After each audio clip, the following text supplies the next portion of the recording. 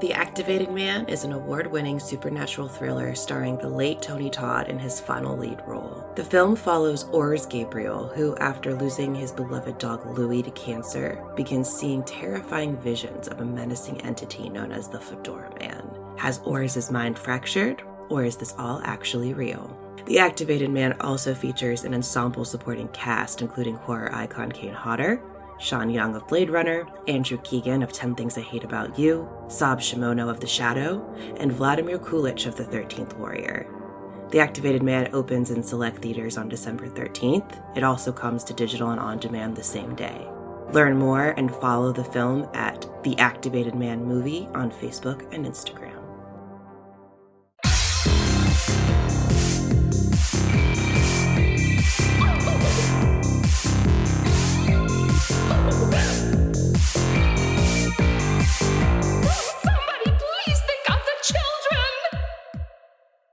And welcome back to Scarred for Life, the podcast where we open up old wounds by looking back at the films that scared us as kids. I'm Terry. And I'm Mary Beth. In each episode, our special guest brings with them a movie that traumatized them as a child. This week, our guest is Jack Dignan. He is the writer and director of the new found footage film Puzzle Box. Welcome to the show!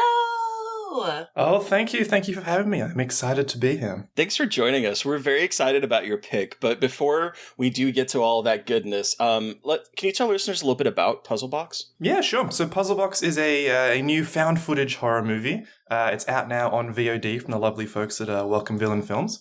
And it's the story of these two sisters who, they're Australian sisters, and they escaped this little house in the woods to help rehabilitate one of them. She's a suffering drug addict, and she's done something very bad in her past that you'll find out as you watch the movie. And so they have to go and prove that she's capable of getting sober and that she's capable of recovery and capable of getting better. And so they go to this house in the woods, and when they get there, things are not quite as they seem, and the house begins to turn into a inescapable labyrinth where horrors await them around every corner. Yeah.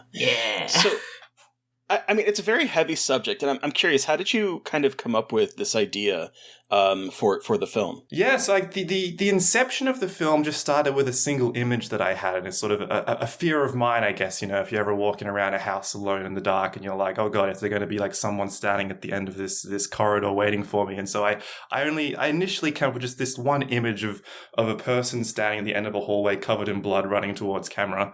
And so from there I was like, okay, that's a scary image. You know, how can I sort of craft a story that surrounds that, and how can I craft a story that services this image that I have in my head? And from there, the story very progressed, into this allegory for drug addiction, this allegory for recovery, and this allegory for pain, and this endless cycle and loop that the drug addiction is, and the inability to, or the seemingly inability to recover, and this character that constantly finds herself time and time again stuck in her own worst nightmare. And the story from there, it takes some very interesting directions. And once we had that down pat, that sort of central idea down pat of the drug addiction, we were able to spin it off into some very, very spooky places. And the house being a metaphor for her addiction became quite naturally. And, this inescapable house where she runs into rooms and just can't get out. Obviously, it leads to some very spooky stuff. Yeah, sorry, I lost myself a little bit at the end there, but that's sort of what what the core of the story was. Yeah.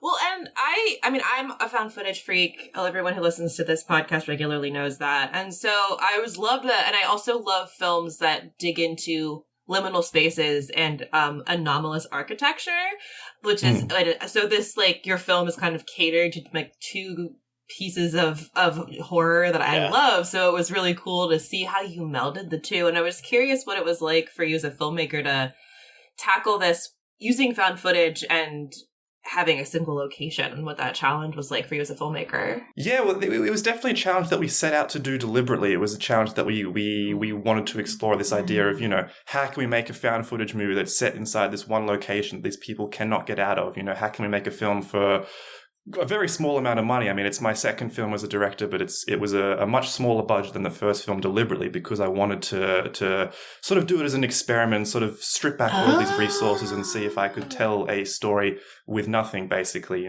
just with the money we had and the people we knew and some actors that I'd either met before or auditioned before. I hadn't worked with most of them before, except for two of them. Yeah, so that was sort of the challenge that we set up to ourselves, and we found this house, and we were like, okay, how can we turn this single location into the single scariest location possible? And that sort of became this inescapable labyrinth. And from there, it was a very lucid process in terms of using that location and utilizing it to the best of our abilities. We had in the script all the key beats and things like that we wanted to hit. So, we talk like character runs down this hallway, character runs into here, the house starts to change and things like that. But it wasn't really until we were actually on the set in the location where we could actually figure out the specifics of like, okay, if they go down this hallway, how does it go to this part of the house? How does the change house? Yeah. How does the house change? And so we didn't actually get access to that house either until 2 days before shooting.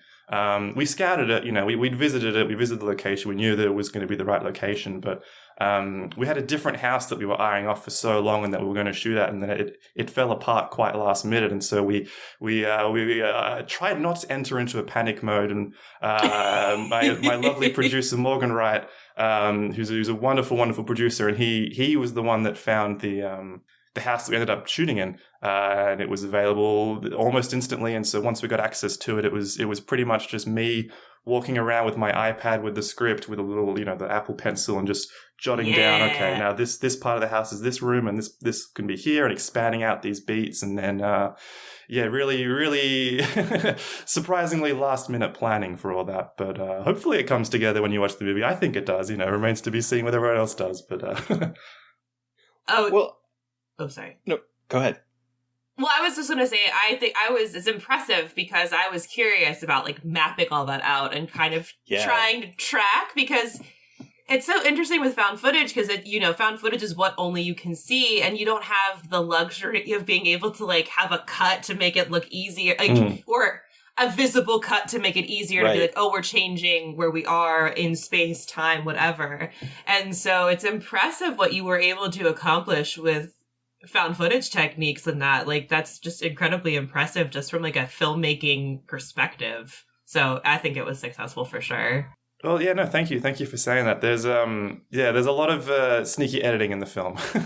I was gonna ask because I saw I saw that you edited it, and as I was watching it, I'm seeing the rooms, you go into one and we're cutting to a different room, and I was like, I wonder how much of a pain in the butt that was to edit.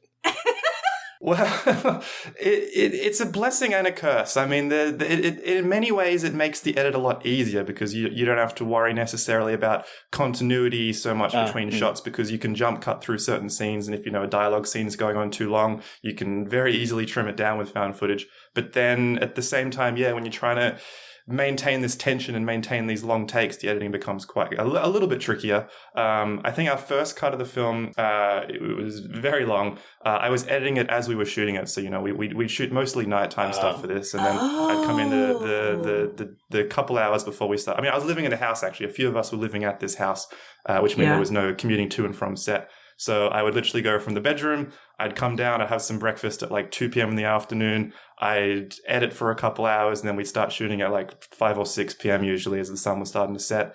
And so I'd get a sort of sense of how all the scenes were flowing, whether the layout of the house was working within the whole picture of the film.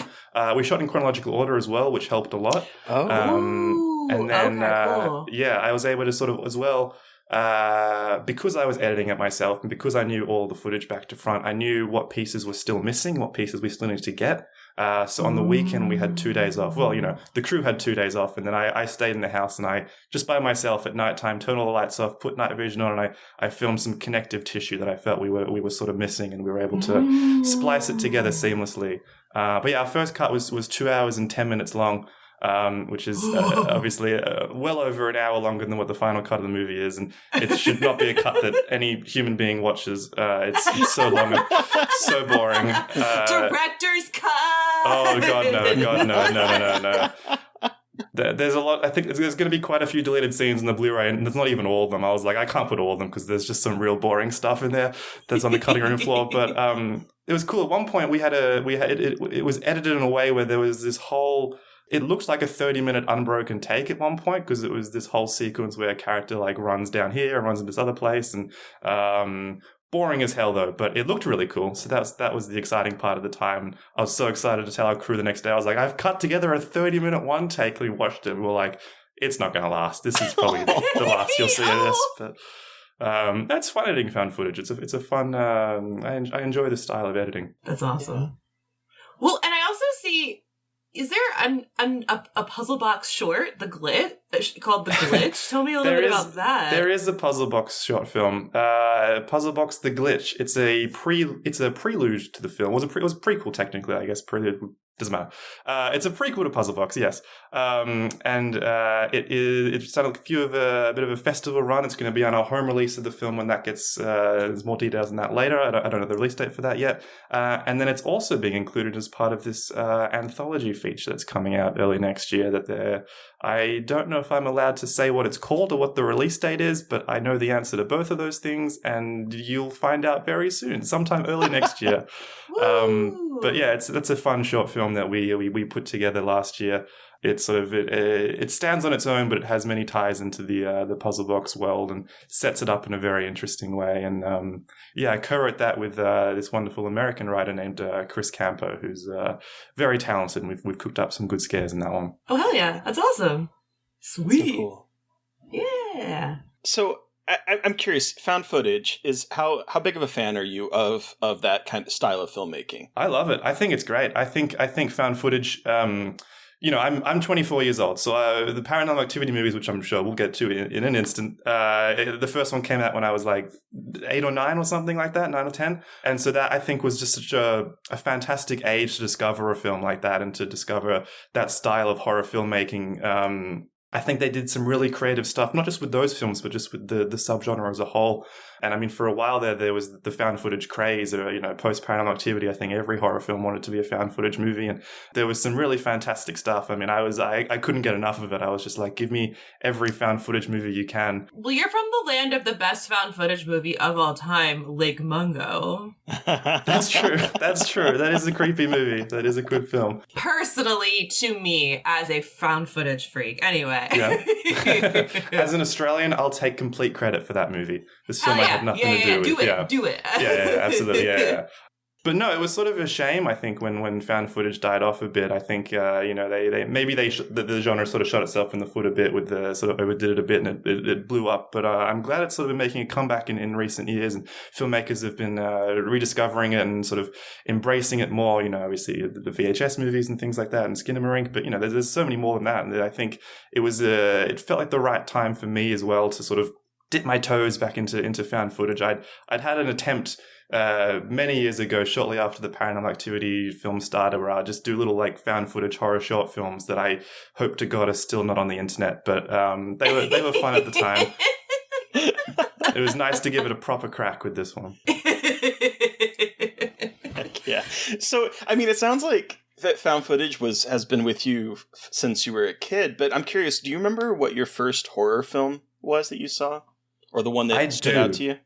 I do. I was always interested in horror. It was always sort of like a forbidden fruit, I guess, when you're very young. You start once you get access to the internet, and you start Googling movies to watch, and you're like, ooh, what's Chucky and things like that. And you're not quite allowed to watch it because you're still too young. But then I was back when video stores were a thing. My parents took me, and they finally let me watch a spooky movie after I pestered them for so long, and I had my eyes set on Poltergeist, and so we went to go try find the DVD of Poltergeist. I don't know how old I was, very very too young, probably six or seven, I think. And Poltergeist was not available that weekend, so instead I watched. I was crushed, but my dad suggested we watch The Sixth Sense instead. And so I think that was technically my first horror movie, and it scared the shit out of me. I actually couldn't finish. Well, I don't know if I couldn't finish it. I think my parents turned it off for me at a certain point when apparently I jumped very high up into the sky at one of the jump scares. But, revisiting that film many years later as a more of an adult, it's quite a moving film, that movie. It's a very powerful story. It's one of my favorites now. But I guess that's technically was my first horror movie. And from there, I just couldn't get enough of it. I mean, my teenage years were I was like, just give me everything, I fell in love with Chucky. I fell in love with Evil Dead. I fell in love with all these classics. I was just like, I need it all. Paranormal Activity, Blair Witch were two big inspirations for me. Yeah, I just haven't been able to stop. That's amazing.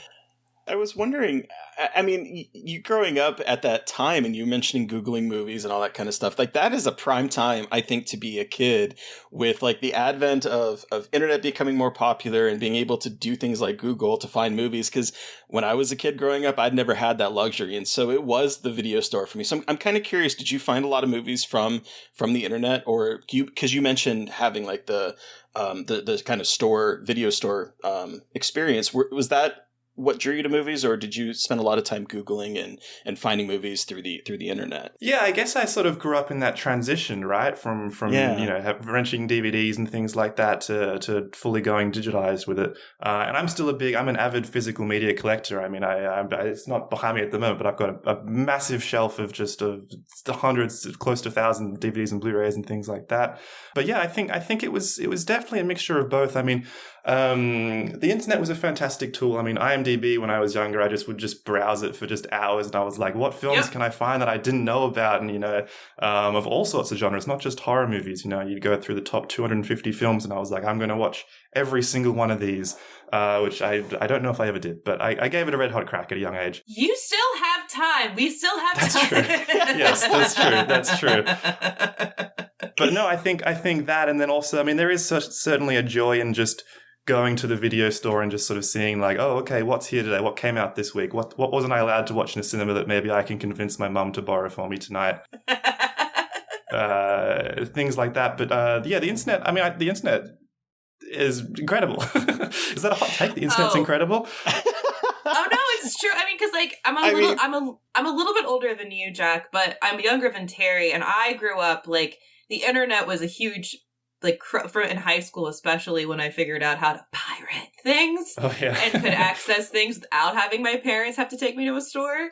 Yes, I'm sorry. I know it was illegal. I was a teenager. What do you want from me? I wanted to watch fucked up shit. I won't snitch. It's fine. I wanted to watch fucked up shit on my computer. Like, what can you do?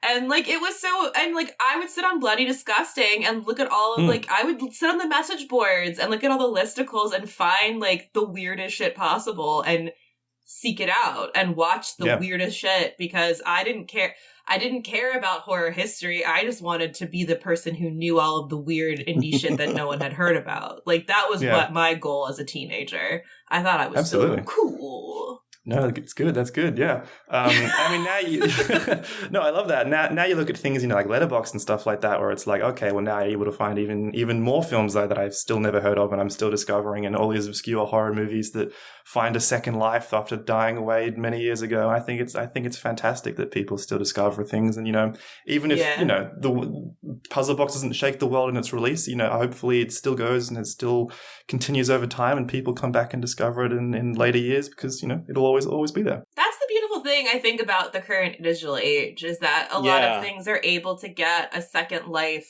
later, or like I don't know, it's just, and you never know, like it's so weird, like someone could watch it and make a TikTok video about it and it goes viral. It's like so weird how people find things now, but I also think it's not a bad thing necessarily, because I think there's more hope for smaller releases, because I also think younger audiences are more curious and are like really watching some weird stuff. So it's cool. It'll be really cool to see how like these contemporary films like yours, like how they kind of exist in the future. It's cool. Yeah, I think everyone has that fear that their film's going to sort of fade away into obscurity, but at the same time, I think there's longevity there. I mean, I'm not blind to the fact that my first film after she died, wasn't received incredibly well. But I think it's I've noticed that recently people have started watching it again. The numbers have picked up since the release of Puzzle Box, and I don't know if that's just a coincidence or if people are seeking out both movies. But it's interesting. These films kind of, even the weird ones that are made by 24-year-old Australians, they still live on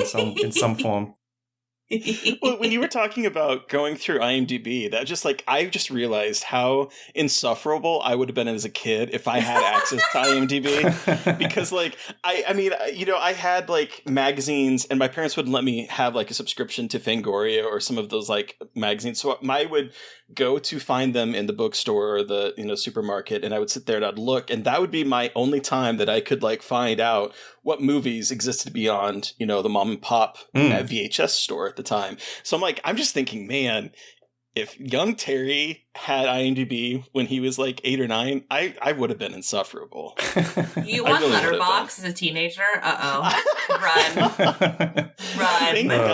Thank God the internet did not exist when I was that age. That's all I gotta say. Yeah, no, it's great. And there was, I guess, two other things that I sort of drew a lot of, I pulled a lot of films from. Was there's these two very famous Australian film critics that are now retired that are called Margaret and David. They're kind of like our Siskel and Ebert. That's what their names are in America. They're the Australian equivalent of those. And I'd always watch them every Wednesday night, and I'd learn about all foreign films that way because they covered a lot of world cinema. Yeah. So that sort of broadened my horizons quite a bit as well. And Empire Magazine and things like that. So yeah, it's similar sort of story. It's just kind of give me every movie I can possibly find and I will watch it. Heck yeah. Were you easily scared as a kid watching horror movies? Did they get under your skin, or how did you react to them? Sixth Sense definitely did, according to my mum. But since then, surprisingly, no. I think it takes quite a bit to scare me. Not to say that I've never been scared. There are definitely films that have scared the hell out of me. But yeah, I think I don't know. It's not that I could. It's not necessarily because I make movies and I've worked in film and other films and things like that. It's not that I can peek past the curtain and be oh, it's all fake. I very easily get caught up in a story, and I get very easily caught up in these characters, and I have reactions to gore and things like that. I mean, I think I've seen the 2013 Evil Dead reboot, remake, prequel, whatever we're calling that, many, many times, and there's still a moment in that where the fucking thing comes through the wall and scrapes her leg that I just can't watch because every time I'm that's nasty. I don't know why that one specific thing gets me. Every time it gets me. So good. So good. Yeah. So no, I don't know. I have a high tolerance for scares, but I'm very jumpy in real life. Life. I went to many years ago. I was in the States when I was a teenager. I went to Halloween Horror Nights, which was I was very young, and that terrified me. That was scary. I was like, this is scarier than any horror movie I've ever seen in my entire life. I'm the same way. I can't do. I'm so jumpy in real life. I'm so I do not like haunts in real life. I don't like people. It's just too real. I'm it's too real. It's too real. Yeah, it's too real. Absolutely, yeah. But I think honestly, that sort of planted the seed for something like Puzzle Box. Where you're sort of stuck in this sort of haunted house, and people keep popping out, and people keep jumping at you. And I'm oh, maybe this is just me trying to process 14-year-old me's trauma from Halloween Horror Nights. I don't know. So you mentioned that you don't get scared very much watching films, but I am curious. Can you remember the last time a movie terrified you as an adult? Oh, the last time a movie terrified me. Oh, now I'm gonna blank on any movie I've watched recently.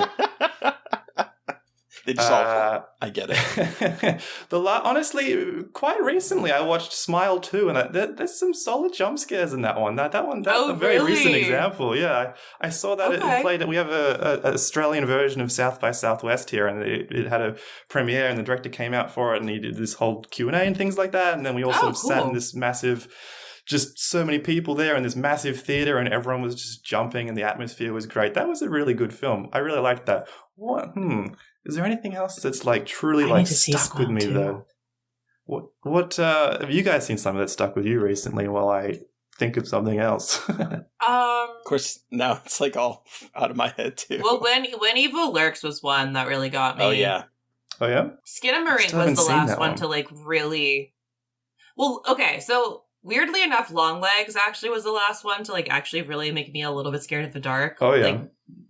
Because I was going into a dark hotel room after seeing it, and I was I'm actually a little bit nervous. So that, I think, would be like the last one that really I had like a reaction afterward and was actually a little bit terrified. Which doesn't really happen anymore for me. That's an effective movie. Yeah, I think honestly, I quite enjoy. I think horror for me, anyways, even if it's not like super terrifying and super unnerving, and I can't sleep at night. I think there's always fun to be had. I think it's always a genre that I can latch onto because it's so creative and the storytelling in it is so unique and original. And one of my favorite horror movies from the last couple of years, even though I don't know if I'd argue it's super scary, but Malignant, I think is hell yeah. A fucking blast. Malignant I rules. love Malignant. It's so good. I've seen it like 3 times, and I'm craving a rewatch at the moment. That is. I wish that did better. I wish more people talked about that movie because it rules. James Wan, he's the best. He's the best. That was a blast of a film. I loved it so much. It's such a good example of like what. And I think there are slowly more horror movies doing this, but like being fun and not just focused on being terrifying, but like focused on being scary, but also a little silly and leaning into that. Because that's part of horror. I think I don't just like a horror movie for if it scared me. I like it if it's like creepy or has like a wild premise and executes it and nails it. And Malignant does that. Yeah. So I agree. I like that. There's this sort of, we've gone through so many different styles of horror over the years, and we had found footage, and then you had sort of like elevated horror, whatever we called it for a minute there, and now I think we're leaning in towards this sort of like fun and stylized horror, and I think some recent found footage films as well, especially the VHS films, are really leaning into that sort of fun horror as well, and I think audiences are leaning towards it. I mean, Terrifier, I'd put in the same sort of camp. They're sort of fun, goofy, gory flicks, and I don't know, it's fun. I'm enjoying it. I'm enjoying this recent wave of horror. I think it's all quite effective. When we're talking about fun horror, the movie that immediately comes to mind for me recently is The Substance. That movie was an absolute blast. Just fun the entire time. That was chaos. That film. Every time you thought it like topped it, you thought it was going to end. It suddenly tops itself with something more extreme and more fun. I'm like, just keep going. Just take me on this journey. It's a film that I love introducing to people. I had my brother watch it a few weekends ago, and he was like, "This is insane." And I was like, "You haven't even gone to the insane part yet." It just keeps building and building and getting wilder and wilder. Yeah. Yep. Yeah, that film's awesome. Well, Jack, we've talked about Puzzle Box and your horror history, but what movie have you brought with you today for us to talk about? Yes, I wanted to sort of keep on the topic of found footage, Puzzle Box being a found footage movie, and I wanted to talk about Paranormal Activity, the original Paranormal Activity. Okay, everybody get ready for Mary Beth to be the most annoying person on the planet. In Paranormal Activity, the original, if you are not familiar, after moving into a suburban home, a couple becomes increasingly disturbed by a nightly demonic presence. Spooky. Just the tip of the iceberg with that one, IMDb. But all right. So take us back, Jack. You kind of teed off a little bit about it, but can you tell us, how old were you when you saw this? How did you see this? What about this movie terrified you? We want your horror story for why this is your Scarred for Life pick. Yeah, this would have been the first found footage movie that I saw. Okay. So I believe I didn't see the first one in the cinema. I saw it at home around the time of the second film's release, which would have been 2009, 2010, whenever the second one came out. Yeah, 2009. Yeah, and I went back and I no, it'd be 10, I think. 10. Yeah, sorry, 10. Already fucking so I watched the first one with my dad. God bless him, he hated it so much. He thought it was the most boring movie he'd ever seen in his entire life. We'd both heard that it was like this super scary movie and everyone was terrified of it. And I was like, I have to watch this movie. I need to watch this movie. Please let me watch this movie. And he's like, all right, but I'll have to watch it with you. Apparently it's very scary. And so we watched it on our television at home, and it got like halfway through and he's like, please just fast forward, man. Just let's just get through this. And I was like, no, we've got to watch it. This is great. So he didn't come for the sequel, but I stayed and watched the rest of the franchise, when they came out year to year. But No, that first one was just, I'd never seen anything like it. I didn't know you could make films like that. I didn't know you could make a film that sort of, it's very interesting because it's not horror in the traditional sense. It very much, because of the found footage style, it very much violates the safety of your own home. You know, you don't feel like anything is safe. You know, you walk away from even The Sixth Sense, that movie that terrified me. You know, I still knew it was a movie. I was like, okay, well, I'm not going to see ghosts and stuff like that. But you watch Paranormal Activity and you're like, oh, maybe I will see some ghosts tonight. I don't know. And yeah, I just fell in love with it from viewing one. So do you remember, like, was there a specific moment in there that, like, just absolutely terrified you? Because, like, seeing it as an adult, there's a number of them that I can list off, but I'm curious, what was your experience watching it? Was there an iconic moment that you remember just being like, oh, this isn't a safe movie? There are so many moments in that movie that don't feel safe. I think, honestly, the scariest thing about that film, though, is just how bright that light is. Like, why did they shoot with a light that just overblows every single shot in that scene? It's insane. What an insane choice.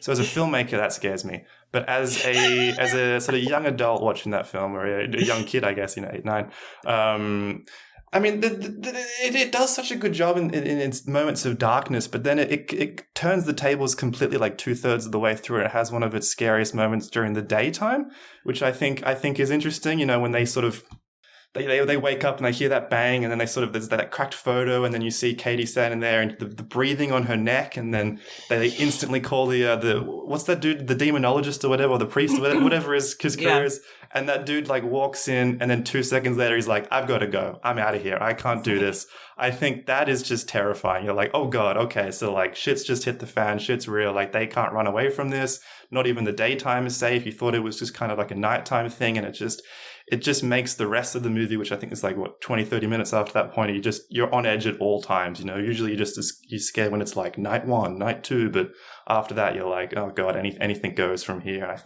think that scene, that whole sequence really stands out to me as being one of the most effective scenes in that movie. Yeah, I remember seeing this opening weekend in the movie theater. Oh. I would have been, because while IMDb says this is a 2007 film, it was shelved for a few years, so it came out in 2009. So I would have been. Oh god, it was. Wow. If you want to hear more about that history, I have too much information in my brain about it. I'm sure it's crazy.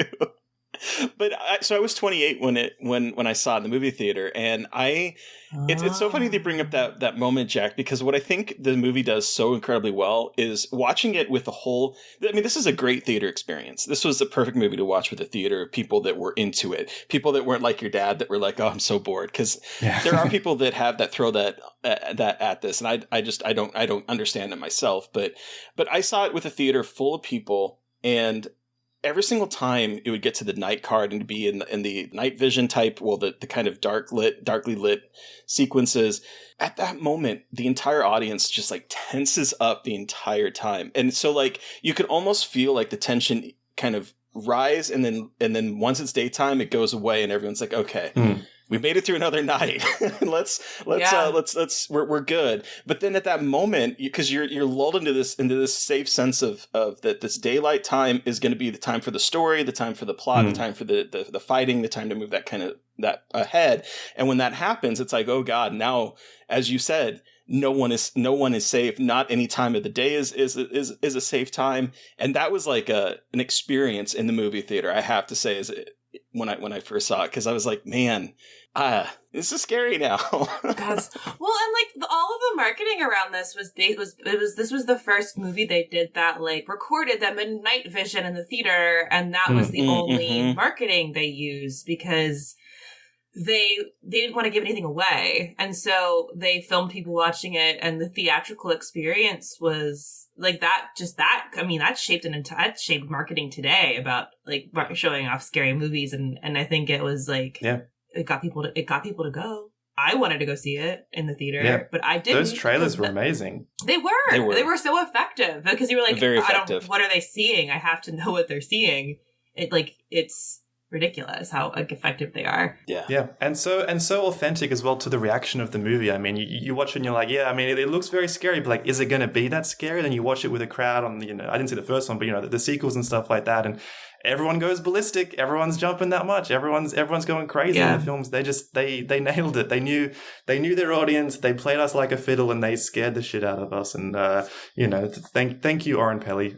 Thank you for your service. Yeah, I mean, like, I saw this when I wanted to see it in the theater, but no one would go with me. Everyone was too scared. Aww. And like, I was not in the where I am now in my life where I will go watch things by myself in theaters. Like, no one would take me, and like, my parents didn't want to go either.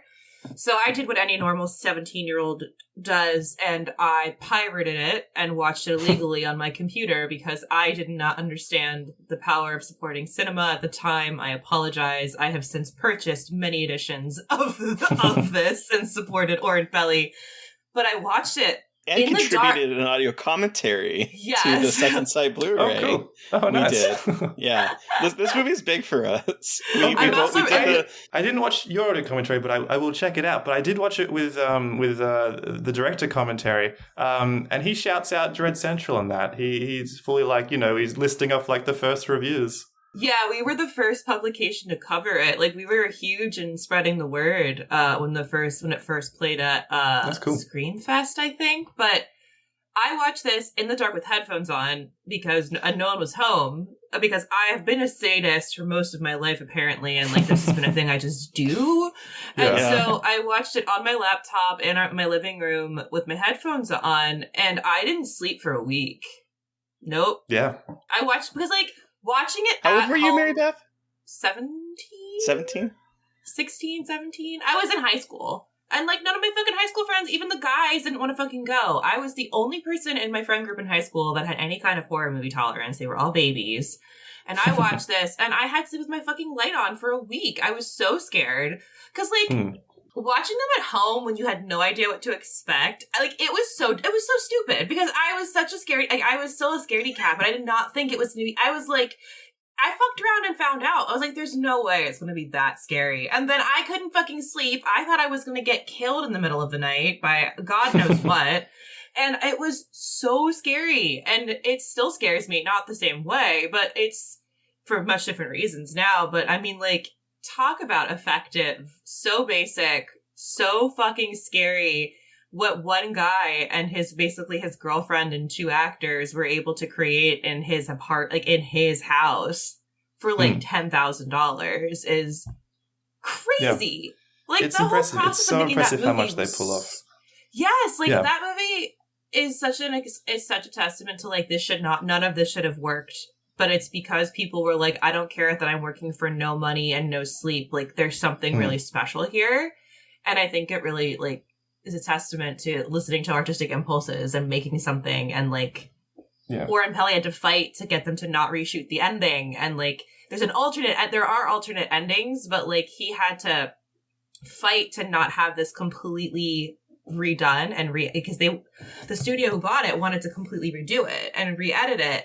And he said, let's do the first test screen. Like, he and Jason Blum were like, let's do the test screening before we re-edit it. And people were leaving and they were like, oh no, this movie is terrible. But they found out people were leaving because they were so fucking scared. And that's when they knew, oh, there is something here. And they were really excited. Like, they were really happy they did the test screening first, because if they hadn't, they would have had to completely change what is now one of like the most influential horror films of all time.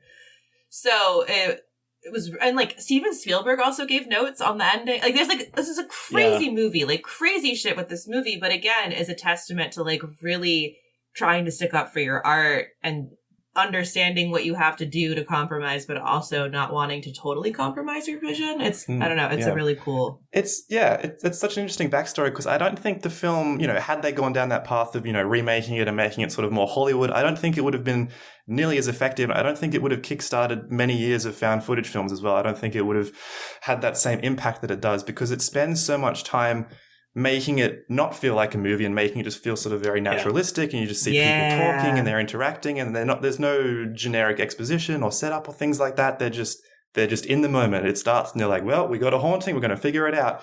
But you learn so much about the characters through that and through their reactions to the scares and through, their relationship with one another. But then, when you sort of, if my dad were to come at a party and he'd start talking to his friends about, the scares, he'd be like, oh, it's just like, a shadow moves or something falls over. And like, yeah, when you put it like that, it doesn't sound very scary. But because it puts you so deep into this sort of real couple and it makes it feel so authentic, and then it does all that stuff, that's where the real terror is. They take their time, but not to a degree where it's a super slow and boring watch, but they take their time really letting you live in this world and soak up this relationship, and then they pull the rug out from underneath you, and that's when it becomes just like a fucking nightmare in that house. Yeah, so it's funny watching this back as well. I was an adult back then too, but like with years of experience with like watching it, because now the moment that the door opens and closes a bit, like, or starts to close and then opens up again, I laugh now, because in the movie theater,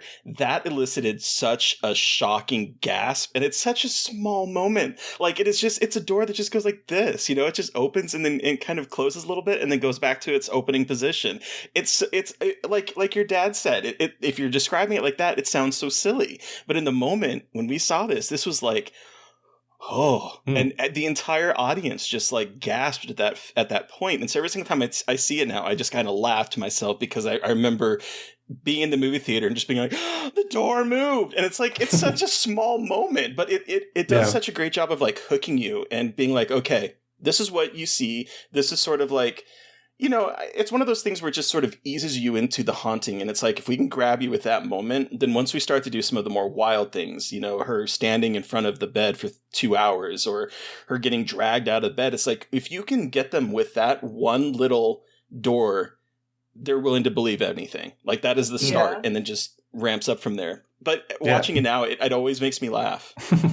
Yeah, no, I think it's great stuff like that as well, because it doesn't rely on the, because it's found footage and because it's literally just like a stationary camera there, and you're sort of watching this very open space and it's dark and it's night vision, but you have to decide where you want to look as well. I think a lot of the most famous scares in traditionally shot movies, they rely so much on composition and the specific framing and when you're going to reveal this scare. But the way that Paranormal Activity did it, and it was one of the first ones to do it, was that it let you decide when you noticed the scares, and that sort of just made it all the more effective and all the more powerful. And like you said, when that door opens up, not everybody notices it when you are watching it for the first time in that same moment that you notice it.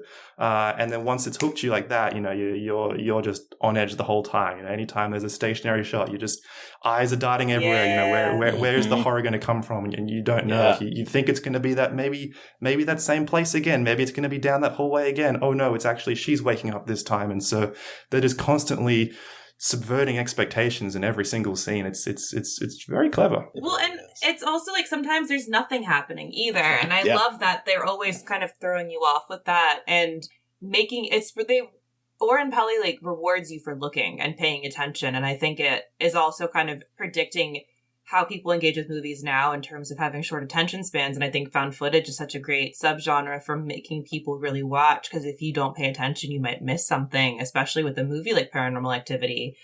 And I also think, watching it now and talking about it now, we've all gotten so familiar with the scares, we can really see what this movie is about, which is a crumbling relationship, which is really, it's quite upsetting, actually. And I've thought a lot and written a lot about like Katie and Mike and Mika's relationship and all these things, because, Mika is it's not just protective, it's possessive.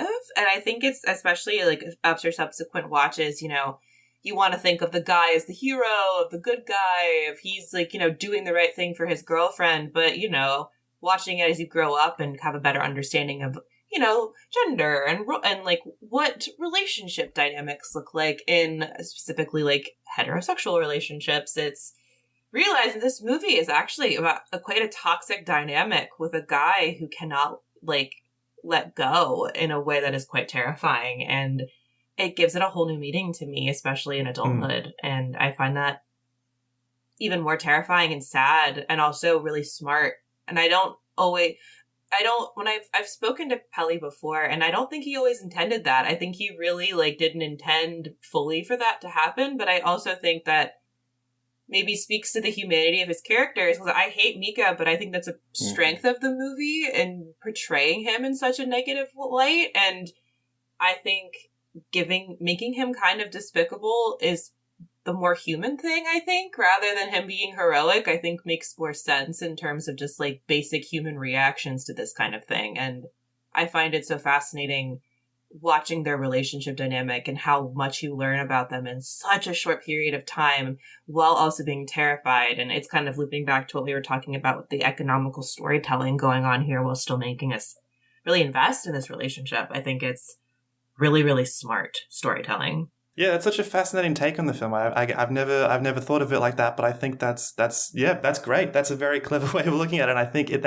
they do such an effective job, like you said, of creating this relationship that is crumbling, and at the same time, you know, they're not feeling safe within their own relationship, within their own home, and then there's also this ghostly entity that's making them also not feel safe in their own home, and it's all sort of just tying together. I think that's probably going to change the way I watch this film again when I go back and rewatch it. So thank you for that. You're welcome. What I love about that, though, is that, like, Mika's character is a trope in haunted house type stuff. Yeah. Where it's the man is typically not believing, like it's the Poltergeist, or it's Insidious, or it's all those types of movies where it's like the patriarch of the family is like not really in on the whole thing and is like, this whole is a bunch of hocus pocus, while the other people are like, no, this shit is really happening. And so it plays with that a little bit, but he also, like, to the point where his disbelief is that he wants to egg it on because he wants to capture something on camera. And I think that's such a fascinating time capsule of that time. I guess, and to this time now, because now we want to capture everything on cinema. Like, you know, if where's the evidence? Where's the video of it? And so I think it takes that trope of the man that doesn't listen to the wife, that the place is haunted, but then grounds it in reality, because they both feel like real people instead of just like a script that is, you know, laying out, this is the next plot point, this is the next plot point. But it does it in such an interesting way that I don't think is typically done in haunted house movies, because it does feel so real, if that makes sense. Well, it makes them more like, it takes the tropes and makes them human, though. You know what I mean? Like, yeah. They are tropes, but they don't feel like it. They don't feel like they're trying to fit into a box. It just feels like real relationship dynamics when the guy is kind of shitty and the girl is codependent, and then you throw a demon into the mix and everything gets a little fucky because he sucks and she's terrified, which is very, like, reductive of this whole thing. But it's kind of what, like, if you boil it really down to it, it is. He has financial control over her. Like, she's a student and doesn't have a job. He's a day trader, and he's like, I make thousands of dollars in a day. Shut up. It's just really it's interesting with this movie, and like watching these two entities battle. And by entities, I mean like the entity and then Micah fight over Katie's body too. And it's just like a very interesting, like, the thing in possession. And it's also a really interesting new kind of possession movie, because this is about like her getting eventually possessed. And if we watch subsequent movies, like, she is possessed. Spoilers for people who haven't watched the other Paranormal Activity movies. But it is like, if you think about possession movies being like the church fighting the demon, it's patriarchy trying to fight the demon to get that control back. And I think it is such an interesting contemporary take on religious horror in a way that people don't really think about this movie. And it's, again, like, I don't think Oren Peli knew that he was doing all of this, like, fully, but I'm like, you are the most intelligent filmmaker on the planet. And he's like, I had $10,000 in a dream. More like he sold a software. Like, he's a computer nerd. He's like really smart. And I think he developed some kind of software and he sold it and used that money to make this movie, which is so cool. But I don't know. It's such a smart movie and so fucking scary. Yeah, that's I love that you've talked to him about that, because that's the wonderful thing about filmmaking, right? Is that people will come up to you and be like, "Oh, I love that you tried to do this and this in the movie, and you had no intention to do that whatsoever." But you just go, "Thank you, I did. Yeah, that is exactly what I tried to do, and I'm glad it came across that way." I literally write in like the intro of my book about this. I don't think Oren Peli really meant to do any of this. This is not me saying that he meant to do this, but this is how I am reading it. Oren, I'm sorry. Like, I hope you don't think this is too much. So that's funny. No, I've read reviews for my own movies, which maybe you shouldn't do, but I have, and people are like, "Oh, it's taken inspiration from this film and this film and this film," and you go, "I haven't seen any of those movies, but I thank you, I guess, if that's a compliment, or I'm so sorry if it's not." You're like, yeah, absolutely, totally intentional, 100% my intention. I have seen every movie you've ever talked about. Every day on set. Absolutely. I know all the movies. I watch it every night. Yeah. Mary Beth, you and I have talked offline, and I can't remember if we brought this up. I think we did in the audio commentary, but like this is a good post 9/11 movie too, because it is about the home that is being invaded by some unfamiliar force. And so if you look at this as like the home being America, there's a lot of like concern about the otherness coming in and destroying it. So like there's a lot of that kind of stuff going on in here. And the fact that the patriarch of the family thinks that he can solve all the problems and he just makes things worse. Like it's like, again, I don't think as you keep saying, Mary Beth, that this was like an intention on Oren, but it comes through in the work, particularly with a lot of the anxieties coming out of 9/11. Yeah. Oh, yeah. I mean, this whole thing, it's like you subconsciously are thinking about all these things when you're making a movie, right? Like, even if you don't realize it, like, even with my movie, like, the movie I've made is very explicitly political in its stance in terms of, like, hey, fuck rape culture. But, like, I bet you people are going to watch it and be like, oh, this affected it. And I was like someone said, oh, yeah, this is a post Roe v. Wade movie. And I was like, what? And I said, oh, shit, I guess it is. And, like, I hadn't ever thought about it in that context. So it's really interesting how you don't even realize how much the outside world and anxieties, like, shape not even just your narrative, but the narrative that people also take away from your movie, too. Mm-hmm. Like, because something I've learned a lot, and I'm sure, Jack, you've learned this, too, is, like, once it's out there, you can't control what people really think or what they take away from it. Like, it's kind of up to them now, which is kind of terrifying, depending on their reaction. That's the scariest part of horror films, is the audience reactions after that. But no, you're right. I mean, people, I guess, they know, but they don't really process the fact that films just, they take so long to make. And so by the time it comes out, you know, you've had 3-4 years of politically relevant events that have happened. And of course, you've been thinking about them as you're making it. And of course, little things bleed into the narrative and little lines bleed in here and there, and sometimes more explicitly than others. But yeah, whether you realize it or not, it's inevitable. So whether Pelly did or not, we don't know. But it works in the film and it works for an audience. And that's at the end of the day, you know, if the audience is taking away that from your movie and they're appreciating that, then I think you've won as a filmmaker. I think you've done a great job. So what do you guys think is like the scariest moment in this film? Do you guys have one? Oh, the scariest moment. I'll start. The one for me, the moment that always gets me is when her leg gets pulled and she just gets dragged out of the room. Like that is like, it's so good how they did that. It's like so the good. way they acconched that. It's so scary. And like that's my worst fear. Is. I literally still can't sleep with my feet outside of my blankets. Yeah.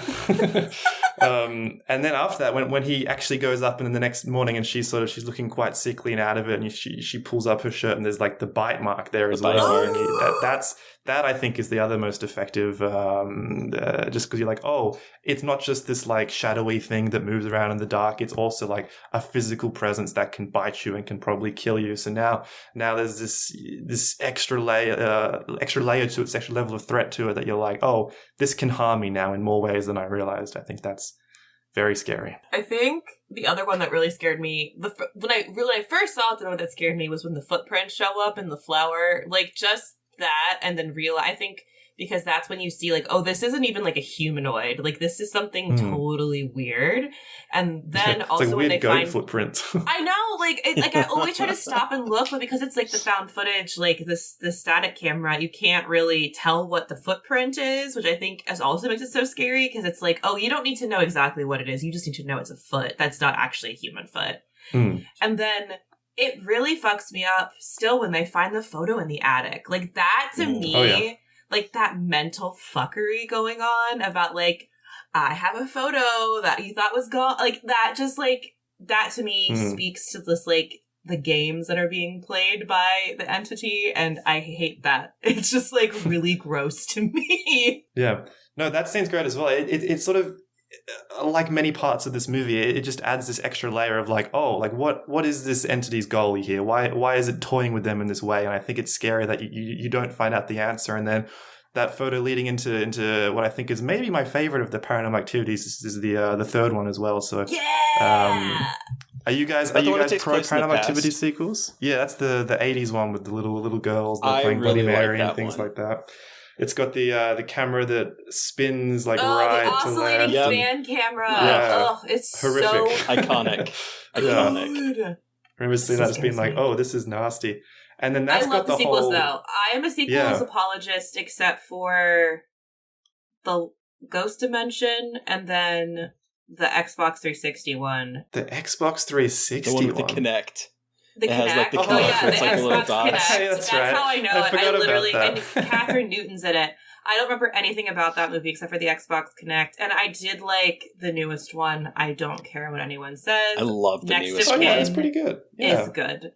It's not fully a Paranormal Activity movie, but the haters can hate. I thought it was good. I agree. I don't remember it super well, but I remember watching it, the new one, Next of Kin, during the shooting of my first film after she died, and we'd had just like a really long day shooting at a cemetery, and I'm like, I need to relax and rewind with a little bit of horror here. And watching Next of Kin and being like, oh, this is like really good. Correct me if I'm wrong. It's not entirely found footage in that one. Am I misremembering that? Or there's traditional filmmaking in that there's too, right? Right? There's a couple shots that break that. There's like a sequence in the barn where all of a sudden it's not the camera. Yeah. That's like filming. It's like there are a couple weird moments that do break the found footage thing. Interesting. Do you not remember that? There's a monster. There's like a monster in the barn, and there's like a shot that is a pure cinematic shot. I thought that was because of the camera they had and like how, because remember it like films in slow-mo in the snow when it's like it's ripping his throat out and it's like slow-mo. Yeah. I haven't rewatched that movie in years. I don't know. I don't disagree with you. I just maybe had thought it was like the camera switching, or also like I might have just not caught it, you know? I like don't remember. It was a brief moment. But there one of us is right and one of us is wrong, so we'll let the audience we'll have to like rewatch the movie. I don't think I've seen the Ghost Dimension. I think that's the one, that one and the marked ones I don't think I've seen. The marked ones is really good. Yeah. I won't shit on movies, but you don't have to watch those ones. They're okay. It's Ghost Dimensions. It's fine. Yeah, Ghost Dimension and Is that the one where they did in 3D? Yes, it's just like not very. They do what they probably shouldn't have done. I don't think it's not entirely devoid of good moments in that film, but they do make the choice to show the demon through the camera. They find a camera that shows what the entity looks like, and I think that may be to their own detriment because it kind of takes away a bit from the horror. But it is a Christmas movie, I think though. found footage in 3D is a cool concept. I tried to pitch Puzzle Box 3D as a sequel, but we haven't got any takers yet. But if you know someone who wants to invest in a Puzzle Box 3D movie, you send them my way. I'll call you. Oh, good. We'll chat after, yeah. It's funny you say that because, like, I do have... speaking of... Oh, okay. I was like, what do you have? the found footage 3D. Wow.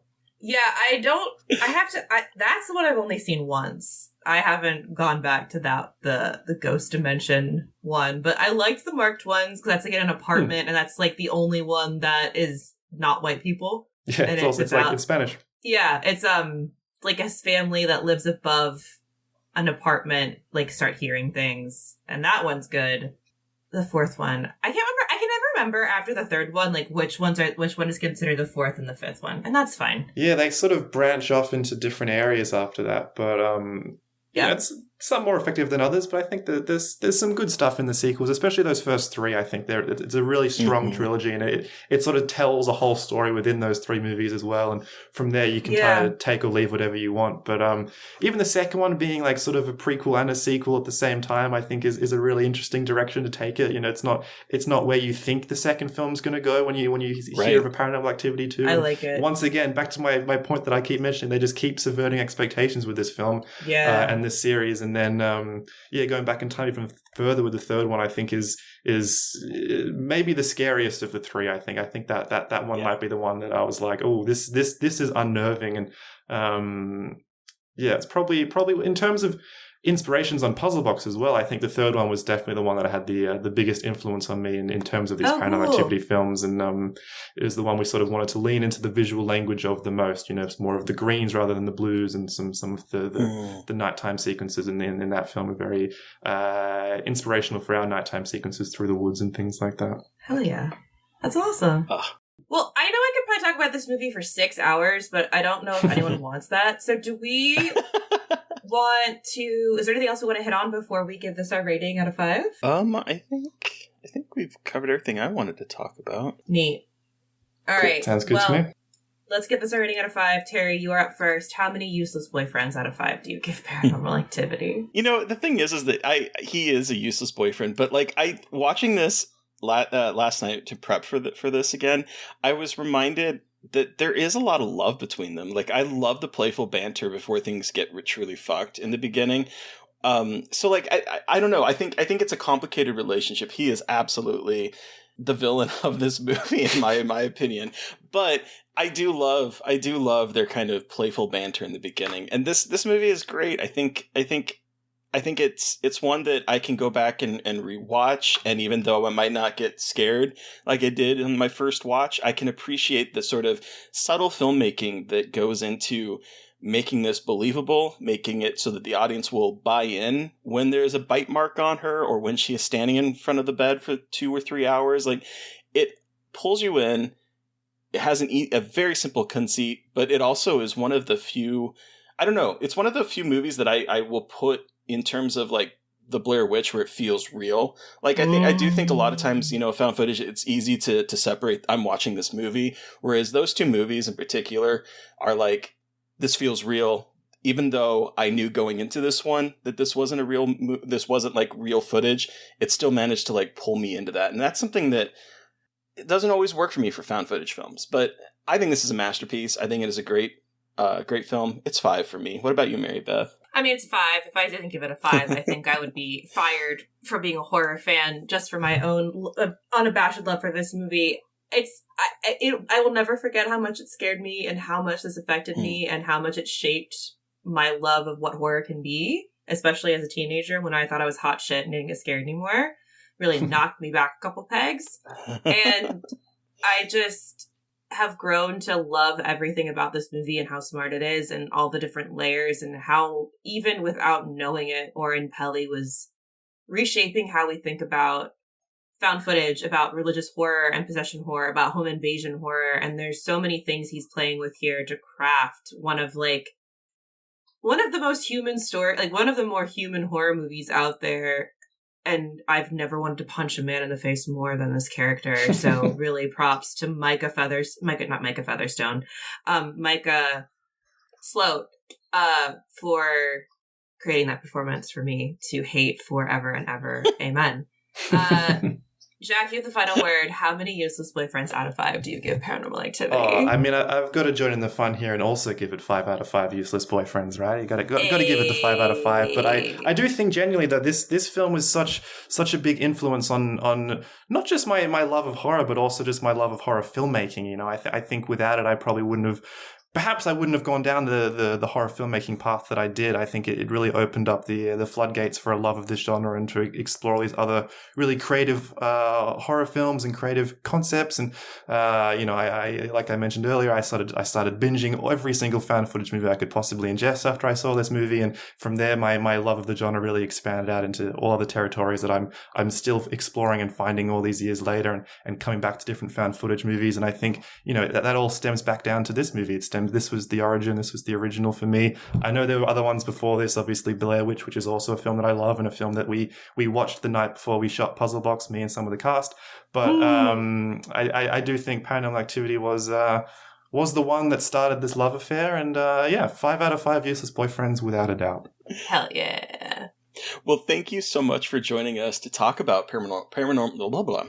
So thank you so much for joining us to talk about Paranormal Activity. Are you online? Do you have a social media account? Where can listeners find you? And the floor is yours to plug it with whatever you can talk about. Yeah, I'm pretty much at Jack Dignan on whatever social media you can find me on. I use some more than others, but I'm on all of them somewhere, so feel free to find me. But yeah, and at Puzzlebox Movie as well as our social media plug for the new film, which is out now on VOD on all wonderful platforms. And is expanding across the world as we talk as well. So it'll be out globally very soon, and you'll be able to get terrified and lost in our little labyrinth for the rest of time. Woo! All right, listeners. Well, you've heard from us. We want to hear from you. What was your experience with Paranormal Activity? You can let us know by sending us an email at scarredforlifepodcast@gmail.com, or you can reach out to us on social media. I am at MB McAndrews on Twitter. Yeah, and Blue Sky, and at mb.mcandrews on Instagram. And I'm at Gaily Dreadful everywhere. And you can follow the podcast on Blue Sky and Twitter at Scarred Podcast, and on Instagram at Scarred for Life Podcast. And please don't forget to review, rate, and subscribe. And if you want to help support us, we do have a Patreon. Thank you to Eric Power for our artwork. Thank you to Sean Keller for our music. Thank you everyone for listening. Please stay safe out there, but most importantly, stay creepy. And until next time.